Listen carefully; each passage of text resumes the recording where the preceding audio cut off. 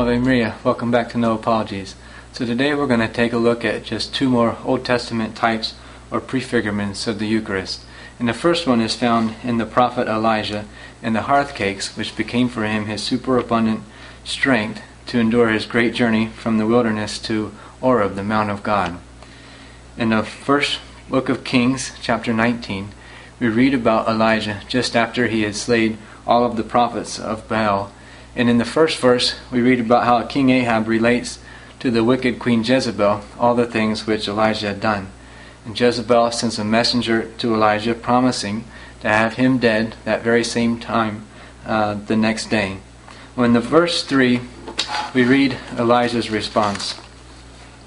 Then he was afraid, and he arose and went for his life, and came to Beersheba, which belongs to Judah, and left his servant there. But he himself went a day's journey into the wilderness, and came and sat down under a broom tree.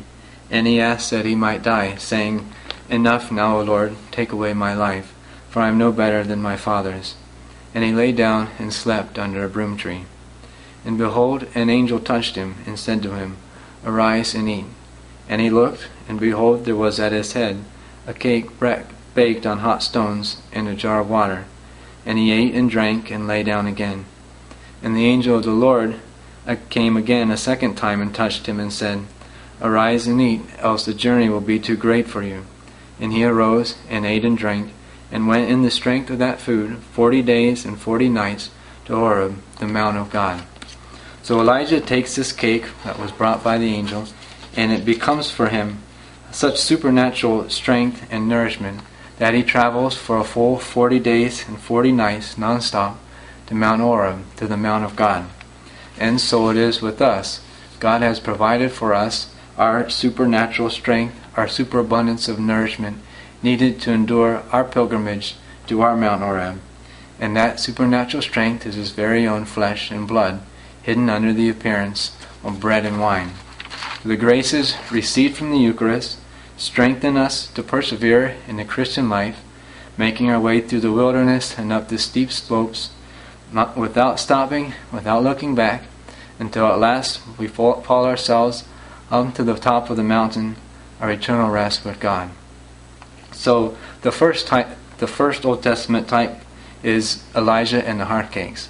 And the second type we want to look at today is Melchizedek, the king of Salem, who was also a priest, who is a foreshadowing of a Eucharistic priesthood.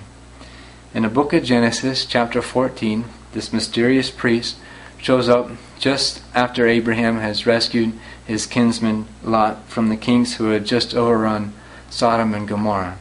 In verse 18 through 20, we read, And Melchizedek, king of Salem, brought out bread and wine, and he was priest of God Most High.